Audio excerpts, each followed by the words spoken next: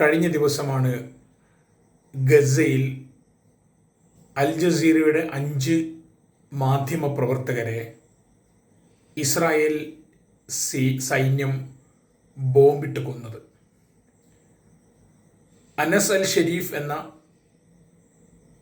മാധ്യമപ്രവർത്തകനെ ലക്ഷ്യമിട്ടാണ് ആക്രമണം എന്നായിരുന്നു പറയപ്പെട്ടിരുന്നത്. പക്ഷേ ഗസയിലെ അൽ ജസീറയുടെ ബ്യൂറോയിൽ പ്രവർത്തിക്കുന്ന മുഴുവൻ റിപ്പോർട്ടർമാരെയും കൊന്നുകളഞ്ഞിരിക്കുകയായിരുന്നു ഇസ്രായേൽ. എത്രയോ കാലമായി അവരുടെ അടക്കം ഫോൺ കോളുകൾ ടാപ്പ് ചെയ്യുകയും മൈക്രോസോഫ്റ്റിൻ്റെ പ്രത്യേകമായ ഒരു സോഫ്റ്റ്വെയർ ഉപയോഗിച്ചുകൊണ്ട് അവരുടെ ചലനങ്ങൾ മുഴുവൻ ഒപ്പിയെടുക്കുകയും ചെയ്യുന്ന ഒരു രീതി ഇസ്രായേൽ പിന്തുടരുകയായിരുന്നു. അതിൻ്റെ ഏറ്റവും അവസരം വന്ന ഘട്ടത്തിലാണ് ഇവരുടെ ഓഫീസ് അഥവാ ടെൻറ്റ് പോലെ പ്രവർത്തിച്ചിരുന്ന ഓഫീസ് ബോംബിടുകയും 5 പേരെ കൊല്ലുകയും ചെയ്തത്. ഈ വിഷയം പക്ഷേ അന്താരാഷ്ട്ര തലത്തിൽ വലിയ ചലനമുണ്ടാക്കിയില്ല. പൊതുവെ പാശ്ചാത്യ മാധ്യമങ്ങൾ സ്വീകരിക്കുന്നൊരു രീതി എന്തെന്ന് പറഞ്ഞാൽ ഇസ്രായേലിൻ്റെ വേർഷൻ അത് അപ്പടി വിഴുങ്ങുന്ന ഒരു രീതിയാണത്. അനസ് അൽ ഷരീഫ് ഹമാസിൻ്റെ ഏജൻ്റാണെന്നും അദ്ദേഹം ഹമാസിൻ്റെ ഒരു സെല്ലിൻ്റെ തലവനായിരുന്നുവെന്ന് വരെയായിരുന്നു ഇവർ പ്രചരിപ്പിച്ചത്. അതുകൊണ്ട് അദ്ദേഹം കൊല്ലപ്പെടേണ്ടവനാണ് എന്ന ഒരു രീതി അവർ ലോകം മുഴുവൻ പ്രചരിപ്പിച്ചു. അതിനവർ ചില മാധ്യമങ്ങൾ ഉപയോഗപ്പെടുത്തുകയും ചെയ്തു. അക്കൂട്ടത്തിൽ BBC നടത്തിയ ഒരു വളരെ വൃത്തികെട്ട ഒരു കളി കൂടി ഇവിടെ നമ്മൾ അനാവരണം ചെയ്യേണ്ടതുണ്ട്. മാർത്ത ഗ്രാൻഡ് പ്രൈസ് നേടിയ പ്രശസ്ത ബ്രിട്ടീഷ് പത്രപ്രവർത്തകൻ ജോനാഥൻ കുക്ക് വളരെ ശക്തമായി ഇതിനെ അപലപിച്ചുകൊണ്ടൊരു ലേഖനം പോലും എഴുതുകയുണ്ടായി.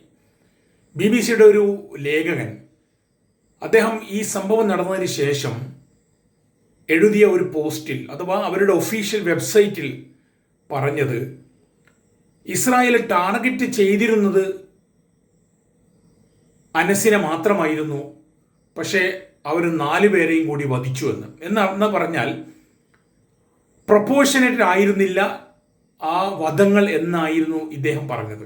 അതായത് BBC കറസ്പോണ്ടന്റ്. യഥാർത്ഥത്തിൽ അതിനർത്ഥം എന്താണ്? മറ്റു 4 പേരെ കൊല്ലാതെ വെറുതെ വിടാം, അനസിനെ മാത്രം കൊന്നാൽ മതി എന്നതിലെ അർത്ഥം. ഇങ്ങനെയാണ് ഒരു മാധ്യമപ്രവർത്തകൻ നിലപാടെടുക്കേണ്ടത്? ജോനാഥൻ കുക്ക് സൂചിപ്പിക്കുന്നത് പോലെ ഇദ്ദേഹം ഹമാസിന്റെ ഏജന്റ് ആണെന്നതിന് എന്ത് തെളിവാണ് ഇസ്രായേൽ ഹാജരാക്കാനുള്ളത്? അനസ് 2013 വരെ കുറച്ചു കാലം ഗസയിലെ ഗവൺമെന്റിന് കീഴിൽ മാധ്യമ വിങ്ങിന്റെ ചുമതല വഹിച്ചിരുന്നത് ശരിയാണ്. പക്ഷെ ഹമാസ് അവിടെ തിരഞ്ഞെടുക്കപ്പെട്ട ഒരു ഗവൺമെന്റാണ്. ആ തിരഞ്ഞെടുക്കപ്പെട്ട ഗവൺമെന്റിന്റെ ഒരു ഡിപ്പാർട്ട്മെന്റിൽ പ്രവർത്തിച്ചു എന്നത് ഹമാസ് എന്ന പ്രസ്ഥാനത്തിന്റെ സെല്ലിന്റെ ഒരു തലവനാണെന്നൊക്കെ പറയുന്നത് എത്രത്തോളം ഭീകരമാണെന്ന്, എത്രത്തോളം അപലപനീയമാണെന്ന് നമ്മൾ മനസ്സിലാക്കേണ്ടതുണ്ട്. മാത്രമല്ല BBC-യുടെ തന്നെ ജെറമി ബോവൻ എന്ന ഇന്റർനാഷണൽ എഡിറ്റർ സൂചിപ്പിച്ചത് ഇതുമായി ബന്ധപ്പെട്ട് അനസിനെ ഉള്ള ഒരു തെളിവുമില്ലെന്നാണ്. മാത്രമല്ല അനസ് ഈ അടുത്ത് തന്നെ ഹമാസിനെ വിമർശിച്ചു കൊണ്ടുപോലും അദ്ദേഹത്തിൻ്റെ സോഷ്യൽ മീഡിയ പോസ്റ്റുകൾ കുറിച്ചിട്ടുണ്ട് എന്നും വ്യക്തമാക്കുകയുണ്ടായി. നമ്മൾ മനസ്സിലാക്കേണ്ട ഒരു കാര്യം, ഗസയിൽ ഏതാണ്ട് 200-ലേറെ മാധ്യമപ്രവർത്തകരെ ഇതിനകം ഇസ്രായേൽ കൊന്നുകഴിഞ്ഞു. ഇവരൊക്കെ തന്നെ ഭീകരവാദികളാണോ? അവർ അവരുടെ ജീവൻ ബലിയർപ്പിച്ചുകൊണ്ട് അപകടപ്പെടുത്തിക്കൊണ്ട് ആണ് ഗസയിൽ അവർ പ്രവർത്തിച്ചു കൊണ്ടിരിക്കുന്നത്. പടിഞ്ഞാറൻ മാധ്യമങ്ങൾ മനസ്സിലാക്കേണ്ട ഒരു കാര്യം, കഴിഞ്ഞ 150 കൊല്ല എടുത്തു പരിശോധിക്കുകയാണ് ഈ ചരിത്രത്തിനിടയിൽ ഇത്രയും ജേർണലിസ്റ്റുകൾ ഒരു യുദ്ധത്തിലോ ഒരു സംഘർഷത്തിലോ കൊല്ലപ്പെട്ടിട്ടില്ല എന്നാണ്.